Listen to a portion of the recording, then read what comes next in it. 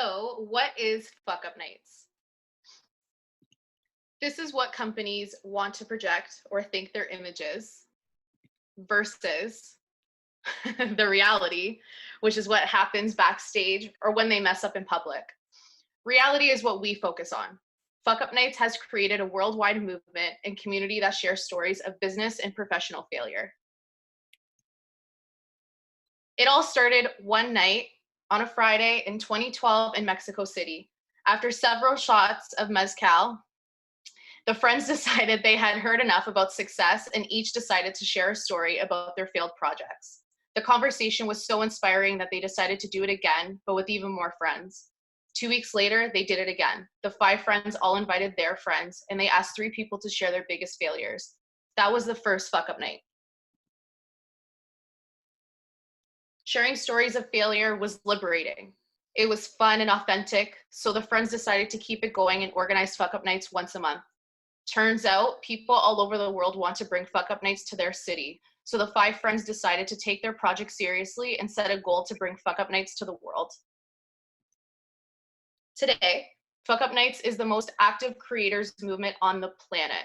Each month, more than 10,000 people worldwide make time to go to Fuck-Up Nights and listen to 3 people publicly share their failures. Fuckup Nights has worked with some of the biggest and best companies in the world. So please feel free to reach out to the Hamilton team or the Mississauga team to find out how we can bring Fuckup Nights to your company, conference, or school. So after each speaker, we're going to have a short Q&A. So we encourage you to use the Q&A feature at the bottom to submit any of your questions. And then we also have the chat feature, which is great for you to share your thoughts throughout. We've been using that to say hi. So we encourage you to use both of these heavily throughout. We want to hear from you. Awesome. So our first speaker of the night is Dana Miele. She is a chef, writer, and entrepreneur. She has worked at some of Canada's best restaurants and survived to talk about it.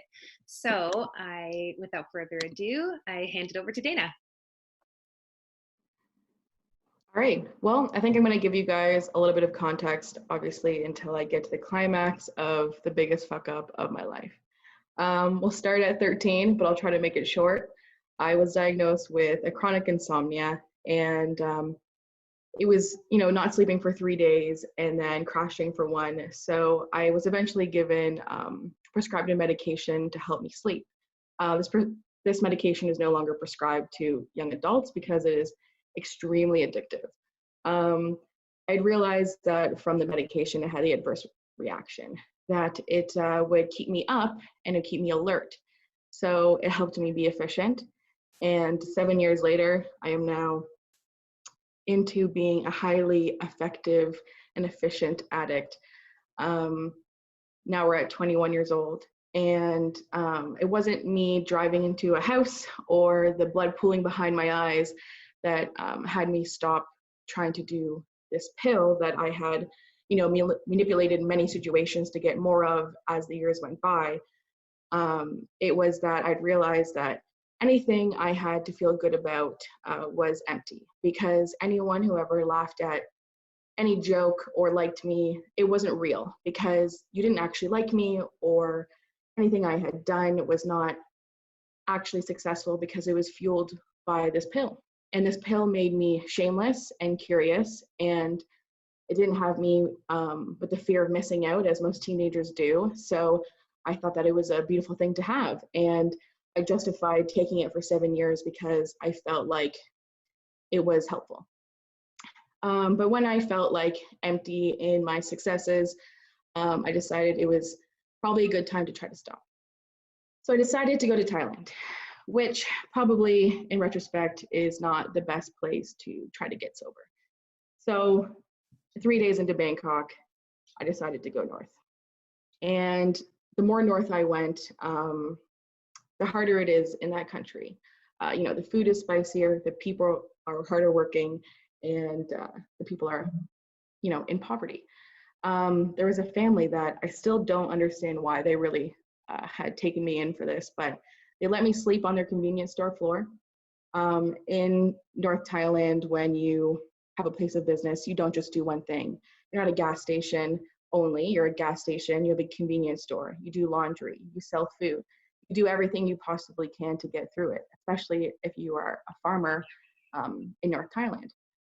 So they let me sleep on their convenience store floor, but I had to contribute to the family unit. And by doing that, I would have to go and forage. I had no idea what I was doing. I was, insecure with good reason.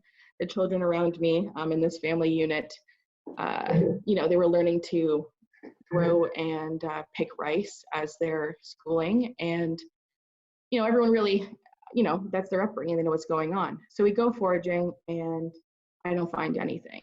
And it's not just me feeling defeated and insecure with my own personal issues. It's valid. These people who have helped me and let me stay on their convenience store floor for free were also disappointed that I wasn't contributing.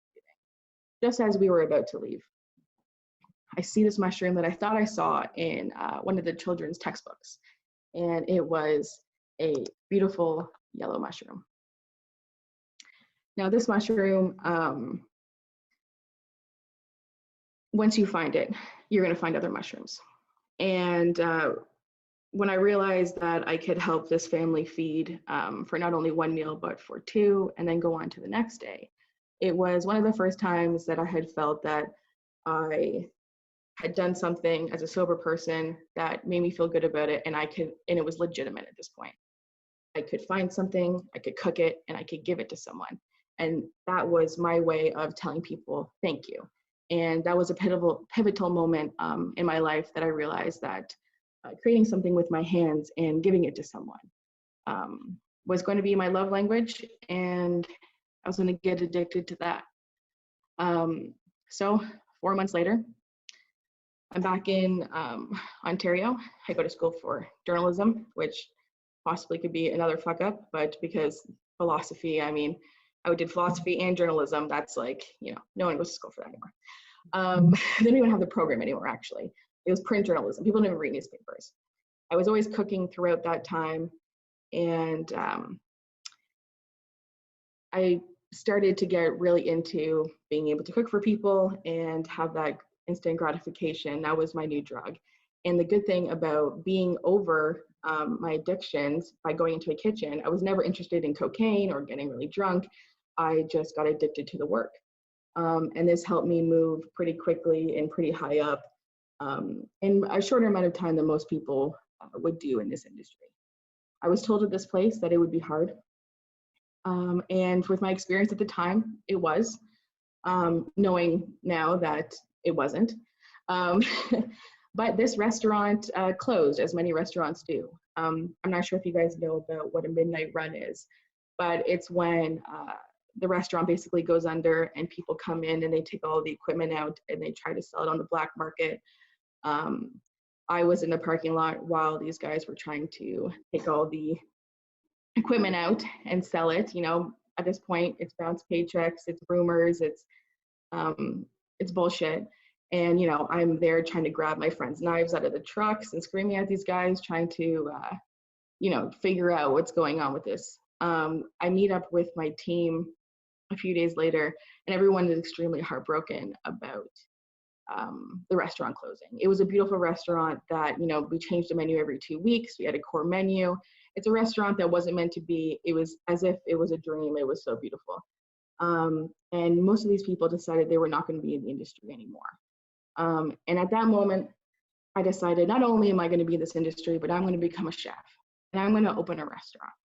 And what I'm going to do is I'm going to spend my 20s with my head down and I'm going to work and I'm going to earn everything that it takes to be a chef that I admire. So I am never going to work at a restaurant that is not as good as the one that I had previously been at. So at that time in this area, in Burlington, there was only one restaurant that had some infamy. And I knew that if I put that restaurant on my resume, that I would no longer have any trouble getting a job at any restaurant outside of Toronto for the rest of my life. I got a job at that restaurant. I thought that the restaurant before was hard. This one was much harder. I worked myself to a bone. It was day rate. You have to go in and stage, and work for free as a tryout. I'm not sure if you guys know what a stage is, but essentially you go in, you work for free, you see if you guys all like each other, because when you spend that amount of time with people, you need to figure out if you like each other and if you can make each other laugh and if you really can get through the day. So I worked myself to the bone at this place, and the food was beautiful. It was rough, and I ended up leaving that place throwing up blood from the stress and bursting every blood vessel in my face from petechia bruising. And he was a good man who knew that could no longer come back. I mean, that day that I left, I had, been so sick with the stress. I cleaned up the blood and I got back on the line. And he said, "What are you doing?" And I said, "Well, we got to cook." And he said, "No, I think it's time for you to go." So I left. And he wanted me to take a break and figure it out. And that was the first time I didn't take advice from a man smarter than me. I took a break for a few days. And then, as my rule that I made 3 years prior, that I didn't want to go to a restaurant that I thought was not as good as the one before, I moved forward and found a place that was a 12-seater in Hamilton. It was beautiful. It was Nordic. It was everything that I wanted in food at that time. He did not need me.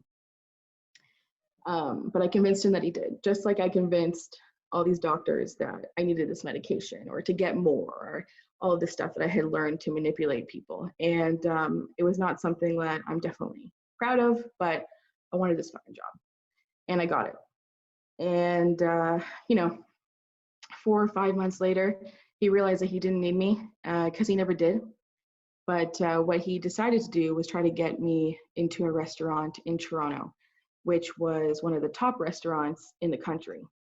And to explain what it means to get a stage or an opportunity at one of the best restaurants in the country, it's kind of like when people are fans of celebrities or rappers. There are cooks who wear t-shirts of chefs' restaurants in Montreal who work in Toronto. We are fans of each other's work, and we are only 6 hours away, and it's possible to work for your hero. These people were my hero. So I got the opportunity. And to stage in one of these places is extremely competitive. What you're doing essentially in a small team like this is you're coming in to work for free, and you are competing for the other person's job who is working for very little money. And you're essentially doing your best to try to prove that you're better than them. Luckily, got the job. But I don't know if I get any of these jobs because I am a good cook. I think I'm getting these jobs because I can make these people laugh. And I do believe that in a very stressful situation, I'm always going to crack a joke. And a lot of people are extremely nervous. But I learned not to be nervous. Through taking medication and being addicted to pills for those 7 years, I kind of lost my sense of embarrassment. And it's helped me here. And I've taken that for, I've used it to my full advantage. Now it's this place where I have thought that every place before it was hard, and then every place gets harder and harder. And that was the plan. But I worked myself to a point where my back started really hurting. And I had injured it in Thailand, but ignored it. And then I had fallen here and ignored it. And I got a crazy lung infection and I couldn't breathe. And, I was doing everything I could, and it was just so bloody intense. I had one pillow and one bowl and one spoon, and I was eating my cereal every day. And the only thing I did was come home and sleep and sharpen my knives. And I didn't talk to anyone. Over that time, I decided in my 20s, I'm 29 now, but I decided that I wasn't able to handle any type of emotions from other people because they would affect my work for that day. So I just cut everybody out. And just like many cooks, like you miss family gatherings, and it's an extremely lonely thing to try to be the best at what you're doing in a very short amount of time. And people don't tell you that. So my back was hurting, and I had a lung infection, and I was walking around in half, and I was screaming just to try to say hello. And in these situations, even if you're not around for a very long time, but you spend that amount of time with people, 16, sometimes 21 hours a day with no exaggeration, truly, they become your family because they're the only ones that you bother talking to. The chef had sat me down and he said, you know, I can't even look you in the eye because him and I at this point were very close. And he said, are you going to look back on your life and think, I am so happy that I worked myself sick at this restaurant? Or are you going to be looking back on your life and realize that, you know, you took care of yourself and you respected your passion properly?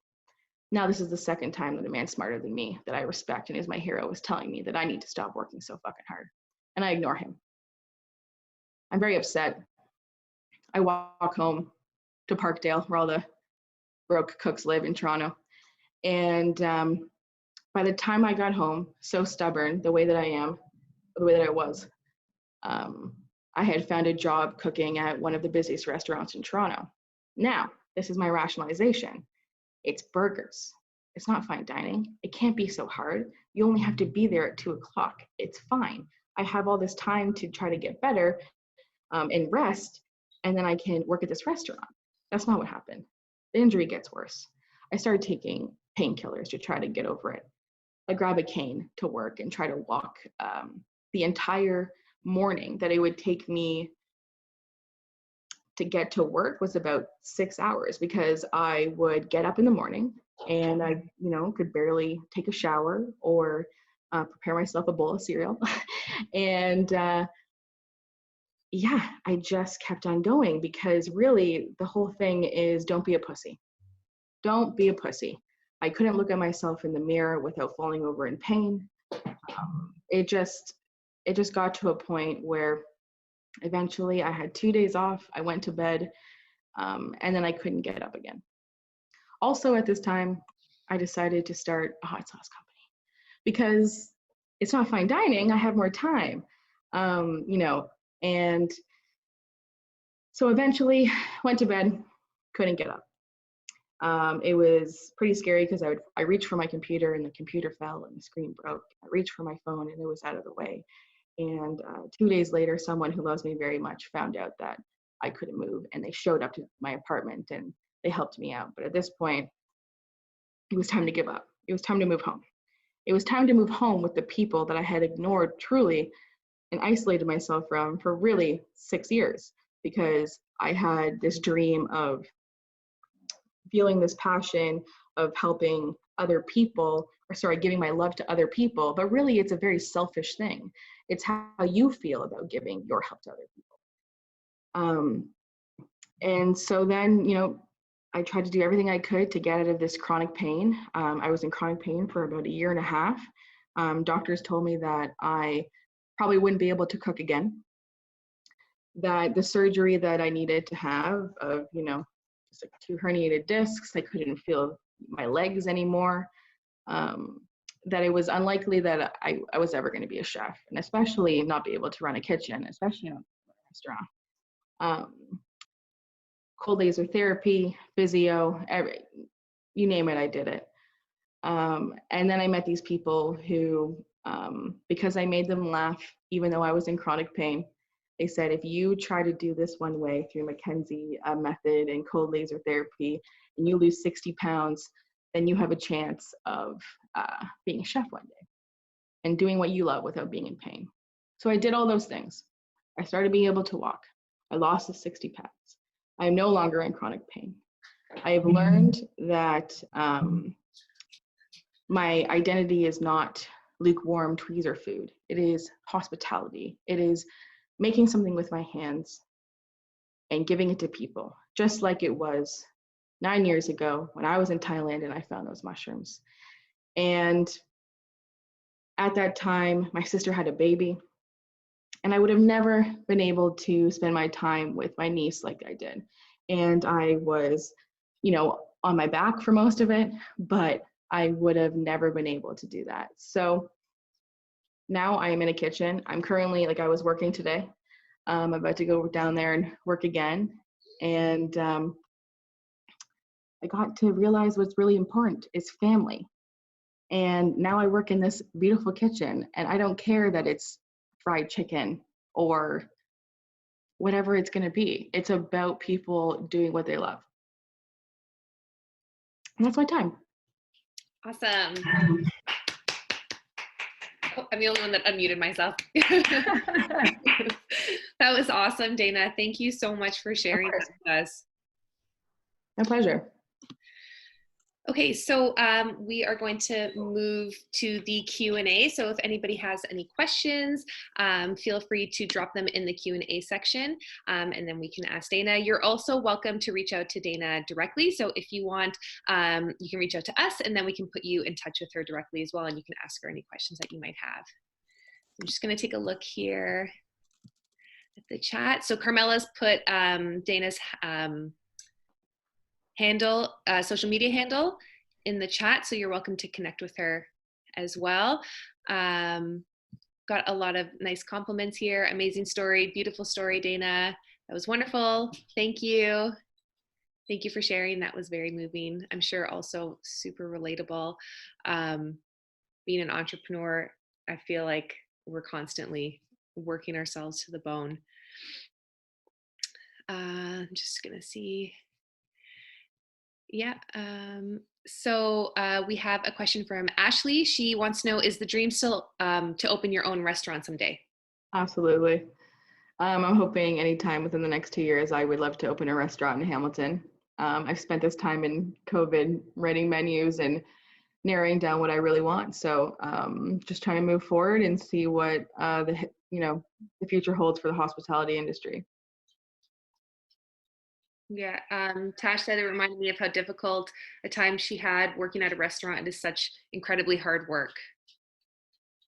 It can be, but also I like to be, put myself in perspective, keep it in perspective, because my brother is an ACP paramedic and works downtown Toronto.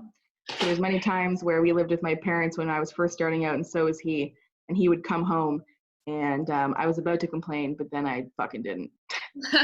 LA has a question. What do you think Hamilton's missing in terms of food?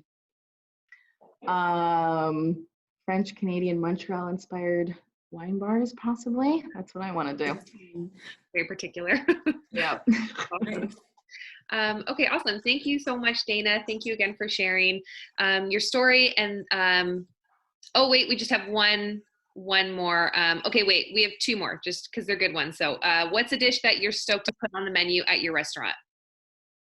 Oh, I'm really into anything bone marrow and some really beautiful bread. Quite honestly, it's quite simple like that. I am really also into highlighting local beekeepers, so honey will be very involved. Cool. And last question, what's your favorite spot in Montreal? Ooh, Le Vin Mon Lapin. That sounds super fancy. It's not. Fuel Pub? Okay, awesome. Thank you again. Thank you so much to Dana. And if you like, just check out the chat and you'll be able to see her handle and you can connect with her directly. All right, dope. Thanks, guys. Yeah. Okay, so. Okay, so up next, our second speaker is a good friend of mine. Her name is Michelle Pablos, and she is the owner and operator of Faux 88 Restaurant. She has been in the food industry for 15 years, and she has successfully opened 5 restaurants during her time. She's also been a big staple at the Canadian National Exhibition, where she has operated a stall there for the last 12 years. Michelle, slides are all yours. All right. So thank you, Diane, for introducing me. I think she kind of covered who I am. So yes, my name is Michelle Pablos, and I am the owner and operator of the Faux 88 Restaurant.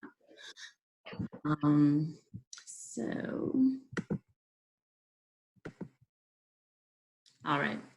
So presently right now we have 3 locations. This is the location that I work out of. It's my Bloor Street location. It's at 594 Bloor Street West, which is about Bathurst and Bloor. Currently right now we only have 3 locations, and one is at Yonge and Sheppard and one is at Don Mills in Eglinton.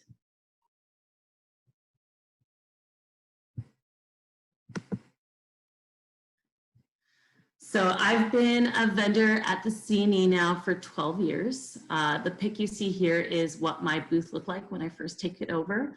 Everything was exactly as it was. I just put up the menu signs and this sign here on top. So you see on the right-hand side, you can see what the, you can see what the booth looks right now. It is, let's get back. Oh. Technical difficulty. Do you want me to go back for you? Yes, please. That would be great. There you go. Okay, so perfect. So, on the right is what we look like today. We renovated the booth probably about 5 years ago. So, my background was never in restaurant. I actually worked for 10 years in the retail industry. I did retail management. I worked for a company called G Machine, and I was there for 10 years. And I think that it was probably in 2005 when my father-in-law approached me and scouted me to take over his restaurant. The restaurant was in Mississauga. It was 888 Dundas Street East. My father-in-law was part of a chain. This was a location that he just wanted to retire, and he wanted someone to take it over, and he thought that, you know, I could do something special with it. So, you know, I looked at his numbers, and, you know, the food was amazing, and I knew that the place had potential. So I thought, first things first, I wanted to shorten the menu. I felt like there was too much on the menu. And then I just changed the decor, hired some fresh faces, and it was an instant hit. I think it was only 2 months later, his mother-in-law decided that, or my mother-in-law decided she wanted to retire too. And she gave me the best location in the whole entire business, which was Spadina and Dundas. So I took over Spadina, and it was an instant hit as well. We had a lot of traffic down there. I think within 2 years, we opened 2 more locations, one at Yonge and Shepherd and one at on Finch. They were all pretty successful. The food building. I have a love and hate with this building. Anyway, I think it was in 2008, the first time I ever walked into this building. You know, we were dealing with a very limited space. Strategy was everything. And we have a pretty extensive menu in our restaurant. So we had to, you know, figure out a good menu that would be good for the fair. And I remember, you know, being excited and scared and thinking, I didn't really know what to expect. And on opening day, I was just blown away. Like the fast pace, the hustle, the chaos that is the food building, I fell in love instantly. Like, you have to know, like 2 million people go through this building every year in 18 days.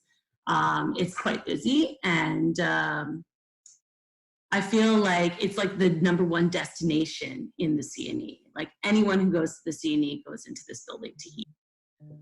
There's over 300 vendors in this building. You know, it's a place with absolutely no AC. The days are very long. I mean, my days were 14-hour days. We would wake up very early, travel into the restaurant, pick up the pho, because I sell pho, and we'd have to travel that. It would have to be made at our restaurant, put into these special barrels, and traveled into the C&E. My day would start at 8 in the morning, and it wouldn't finish till midnight. And we would do this for 18 days straight.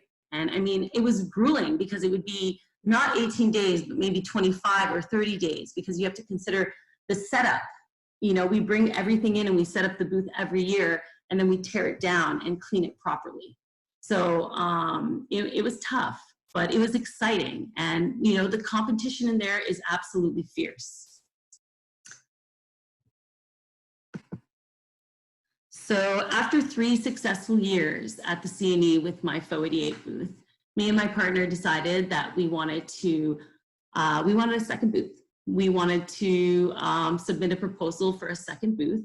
We had noticed that a lot of the vendors at the C&E, the veterans, the ones that had been there for a really long time, they had multiple locations. Some of them even had locations at every door, like in every corner of the building. So we wanted to maximize on our 18 days that we were in the fair. And so we submitted a proposal to the CNE for an apple fritter booth. The CNE loved it. They loved our proposal, and they gave us a location.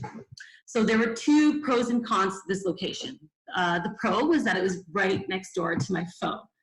And that was great because it made it easy for me to manage. And then there was a couple cons. The first con was that this location had no hood vent. It had no, so I had to hire, or I had to order and rent an ecologizer, which brought up the cost of my rent and my costs overall.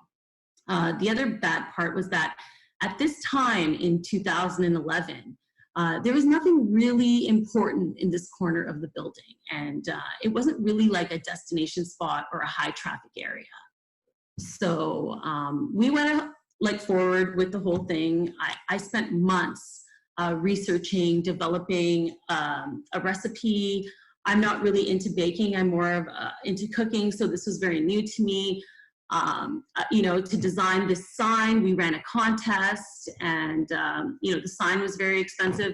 I did give myself a very reasonable budget, I feel, but you know, in the end, it didn't really work out. So I have to say, I probably knew right in the first weekend that I was not gonna make money at this booth. I could see just from the numbers that everything was, you know, not working out the way I wanted to. The rent is very expensive in this building, and if you're not meeting a certain quota, it's absolutely impossible for you to make money here. Like I said before, there are over 300 vendors in the building, which means, you know, the competition is fierce, and, you know, for everyone that's making a lot of money, there are people losing money as well. And so we decided that, you know, when the year ended and we didn't do well, 2012 came about, and my business partner and I had decided that we had invested $30,000 in this business and that we were going to try again. So we came up with ideas to make the booth better, and we came up with a baked apple fritter idea that we thought was going to work, and it was an epic fail. Like, it was even worse.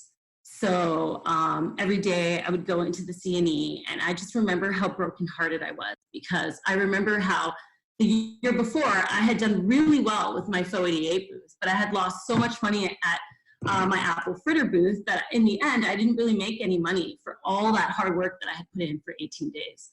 And I could see that the same thing was going to happen. So it was really heartbreaking, and it was hard to finish off that year.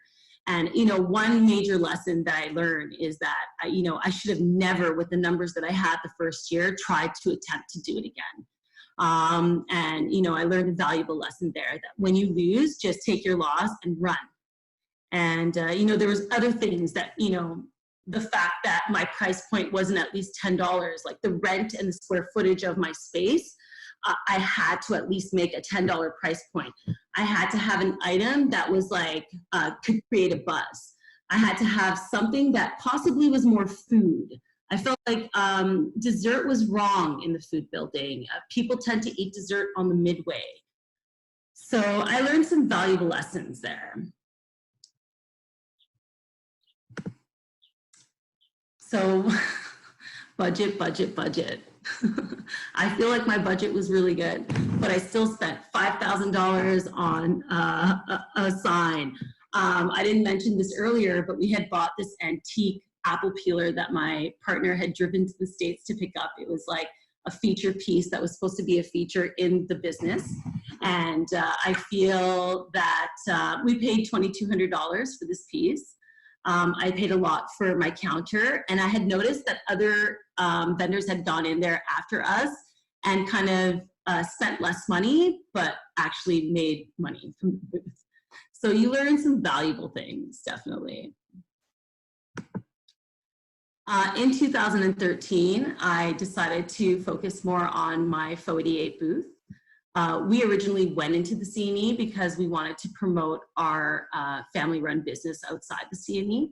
So I just added new menu items like the banh mi, and they were an instant success. I mean, ultimately what we want to do is get on this media day. The media day is a huge day. They, you know, give you tons of promotion. And finally in 2013, I had created this Vietnamese burrito that was wrapped in rice paper, and it had like a deep fried spring roll inside. And I finally made it onto the media day, and it was our most successful year yet. So would I ever do a second booth at the CNE? Absolutely. But I'm gonna take everything that I learned and make sure that, you know, I pick the right item this time. And that's about it. Awesome. Good job. Very good. Thank you so much, Michelle. That the CNE is actually where Diane and I met Michelle, and we instantly fell in love with her, and I'm sure you guys can see why. Her energy is amazing, and Michelle is just such a kind and just amazing person overall. Michelle, thank you so much for sharing your story. Everyone has been sending in like such nice messages.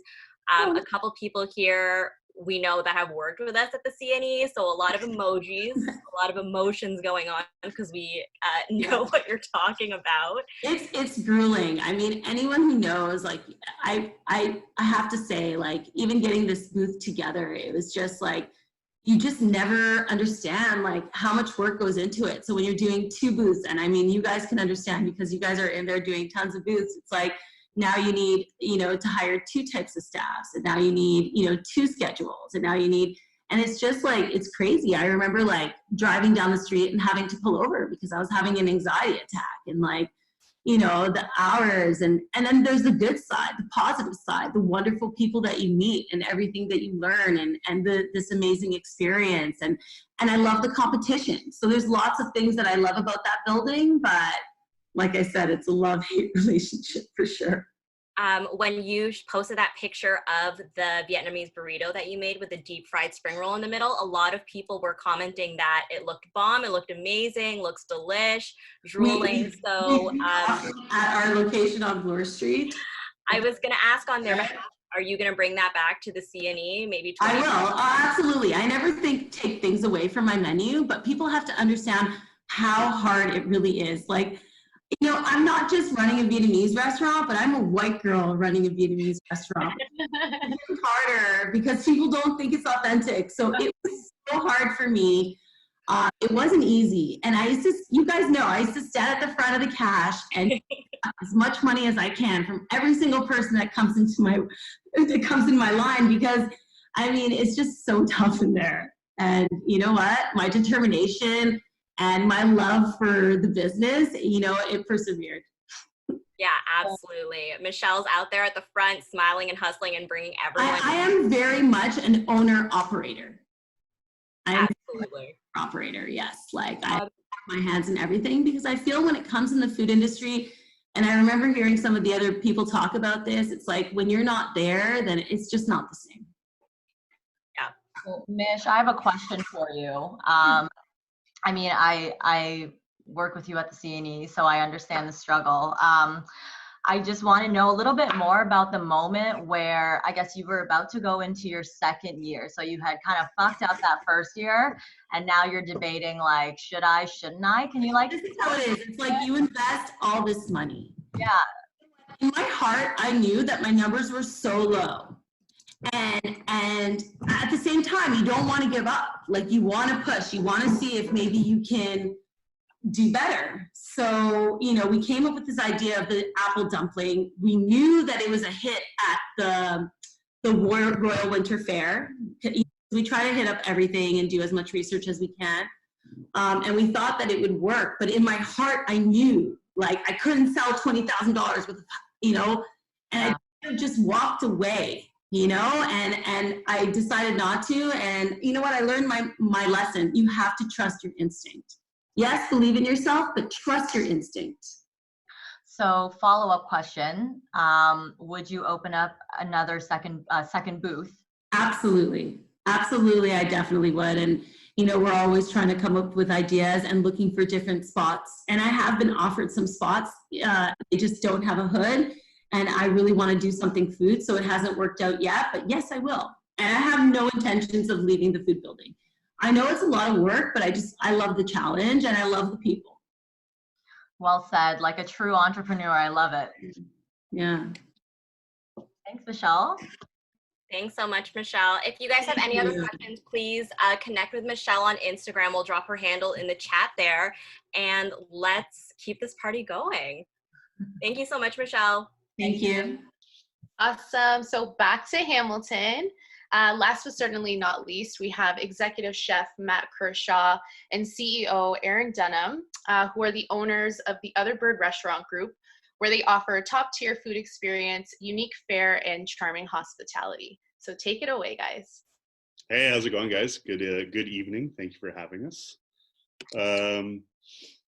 Yeah, that's a picture of us. I don't know why my mouth's open, and Erin doesn't normally look that good. What? It's true. Let's move on. Get to the story. So yeah, we've been open for about 10 years now. We've opened and closed, I don't know, almost a dozen places now. Yeah. It seems like, probably actually.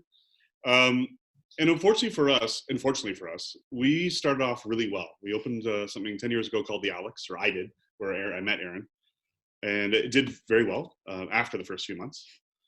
And then we did Rapscallion, which was something we weren't sure about was going to work in Hamilton, and luckily it did. And so now we've had 1-2 successes, and then we open up Owner-operator successes. owner-operator. This is key later on. This is We didn't important. realize there was a difference. When we opened a second restaurant, then he was in one and I was at the other. Yeah. And then when Two Black Sheep came along, again, this was a really fast, really great success. And we were able to kind of sort of be in 3 places at once with the two of us. And, we're kind of getting used to, relying on managers and trusting people. But it's a bad thing in a way to be successful 3 out of 3 times, because then you kind of think you can't do wrong. Is that about right? As far as I'm concerned, in this story, we can't do wrong. This is true. We can't do wrong. So we're going to do right again on Ottawa Street. So Ottawa Street's a street I fell in love with. I thought it was so cool. It is cool. And I really wanted to be there. I want to be in the East End. I think it's a cool, interesting place in Hamilton. And I was less in love with it. you were less in love. I was. You were less in love. But she's convincible. That's a word? Yeah, Is that a word? Sure. And so after a few visits, after a few discussions, and after reminding how great we are. Yeah, just hold on. I also would like to talk about Matthew Kershaw's version of market research. Market research is sitting on a bench outside of a place and just watching people walk by for 3 hours on any given day to see like what kind of people hang out on a street, which is legitimate. It's legit. If you're opening a store that's open 9 to 5 when you're sitting there, but not so much. Yeah, it's not that legit. Not so much when you are opening at night, but please. So the interesting thing is, I was into Ottawa Street, and then finally Erin gets on Ottawa Street, or gets into the idea. And when Erin gets into the idea, she really gets into it. And then I step back and she does the things and stuff happens. And then we kind of decided that we really wanted it. We had to have it now. And we end up jamming, a square peg into a round hole. We took a space that wasn't the right space. And we both quietly knew it, but we were excited. We were opening a new place and we're going to be successful because that's what we do. Can't wait to make all the money. Yay! Like, yes. We were incorrect. So yeah, it turns out the demographic when you sit on a bench and look at a place from 9 to 5, Monday to Friday and Saturday, is people who go shopping and go out on the town. But the demographic you need around a space when you open a bar are people who will walk there, and all of the demographic living around there were like 65-year-old Portuguese women. And not that there's anything wrong not with that there's anything wrong with that. But they don't drink at bars. But they don't drink at bars, especially our bar. And also new families who would like move from Toronto to this area. And let me tell you something about people with a baby under 1. They don't go to bars. No, they don't. They really don't. No, it's not a thing. So it wasn't a success. Some might say it was a failure. Yes. Another aspect too was it was the first one that we opened that wasn't owner operated. So it kind of fell outside of our model once we got to 4 and 5 places, because we opened one and then opened a second one. I was there for a lot when we opened, and then forgot about the other places. But we opened 2 on Ottawa Yeah, Street. so Yeah, our solution to having a failure on Ottawa Street was to double down. Yeah, we thought we should definitely open a second place in the place where we're failing right next door so that we can also compete with ourselves when we're failing. For mostly a night business. It was not a great decision. In fact, we drank a lot during that time. We actually can't be held accountable for our decisions. Like it was really weird is if we'd done that place first, if we'd done Ottawa Street place first, neither of us would be sitting here right now at all. No. I'd be working at some whatever restaurant. If we had opened that place downtown, there's so many things. Yeah. There's so many epic failures in that one failure. I mean, we could probably talk about it for a long time, but we can't because they yell at us if we go over. So, yeah. So, but there's a good news story that comes out of this epic failure of ours. Number one, we were humbled and we started doing more research and things like research and business planning, which I think was a positive thing. Yes, this is where Erin really became a CEO. Yeah, I really crushed it after that with my MBA, which I didn't think to use before that point, but then definitely started after that. So Mark was a chef who worked with us, and he wanted always to own his own restaurant and to open his own place. So he actually opened, for a pittance of what we're asking for because we love him and he's fabulous, he opened his own place. So he took over the existing snack bar on Ottawa Street. Look at his handsome mug. That's handsome Mark. It was great. We learned, like, it was an owner-operator place. It was a place that could make money for the owner-operator. And Mark's actually doing better than we ever did because he's there every day. He cares every day about every little thing where we didn't have the time to. We had too many places to deal with. And so we figured out there was a difference. Yeah. He's legit and fabulous. If you ever can go, you should. And he did like a very similar concept to what we had done, except better, because he's better than us in every way. Yeah. Yeah, we lost, I don't know. It depends how you define things. Erin thinks we lost about 75. I think a little more than, I think we lost over 100 grand. Yeah, about 100. Which is not fun. Give or take $10,000. Yeah. Yeah. And that hurts. Like, a small business, that's a ton of money. Just stopped paying it back this year. Yes, we did. So there's that. So that was us. We were humbled. We learned a lot from it. We did continue to screw up after that, but in different ways. I hope never to stop. Yes. Yeah. But we get better. We'll be back again on Fuckup Nights. Thank you. Amazing. That was awesome. That was amazing. We'll have you back for the next one, don't worry. Okay, so we're gonna get to the Q&A section of your time here. Some more amazing comments coming in. Love that it stayed in the family, kind of. Failure sucks but instructs. Great story, beautiful ending, and a true stand-up duo, which we couldn't agree more. Thank you so much. This is a good one. You get better at fucking up. That's a great concept. I assume that somebody who works with us said that because they know. Okay, so we have a question coming in. What advice did you give to the guy who took over the restaurant? That's hilarious. No, our advice was to do his food because it was fabulous, and we were always kind of squashing him a bit. And his food is amazing. He's a very good chef. Although I didn't say that because Kershaw is our executive chef, and I definitely love him too. No tea, no shade. Yeah. There was actually a question that came in the Q&A section that I wanted to acknowledge because it's really good and very fitting for what's going on in the world right now. It says, if you could give one hope for what this pandemic will do for hospitality. I definitely didn't hear a word you said. Sorry, yeah. Oh, sorry. The computer vomited. I'll repeat myself. They asked if you could give one hope for what this pandemic will do for hospitality. That's interesting. Oh God. Well, okay, I can answer that. Yeah.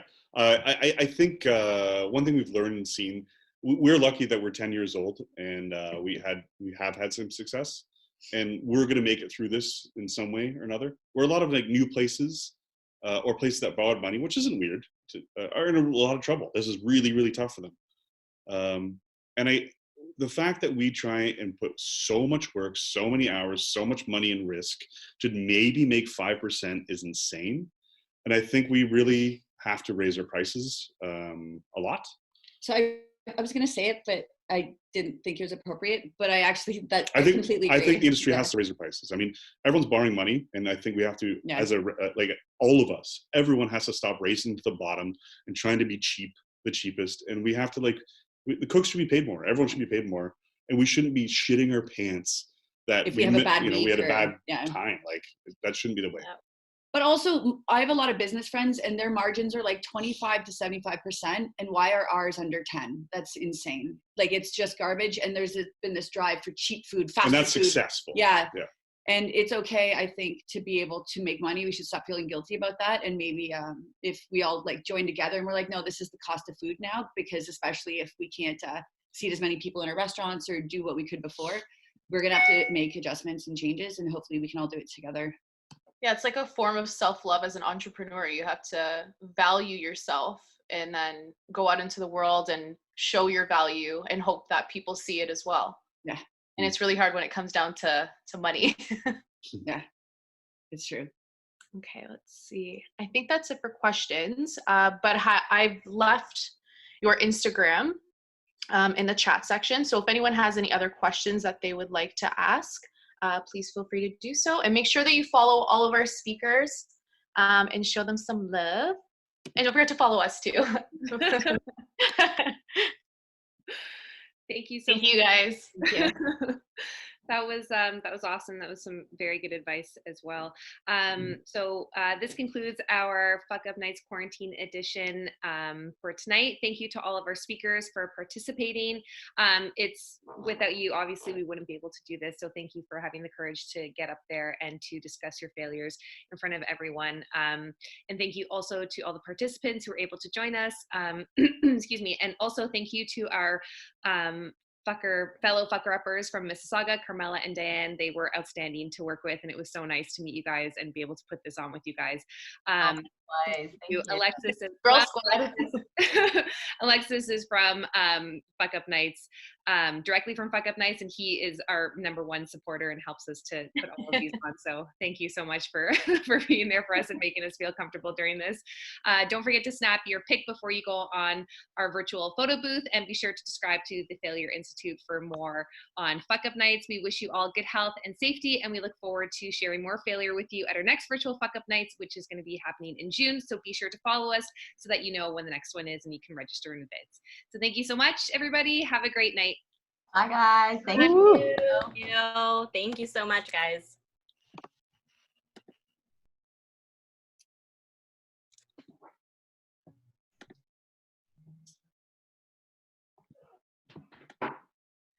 Okay. Oh, we still have some chats coming in here. Oh, okay. Just say thank you to everyone. Good stuff. Just everyone saying the nicest stuff. Thanks, guys. Yeah, it's awesome. Okay.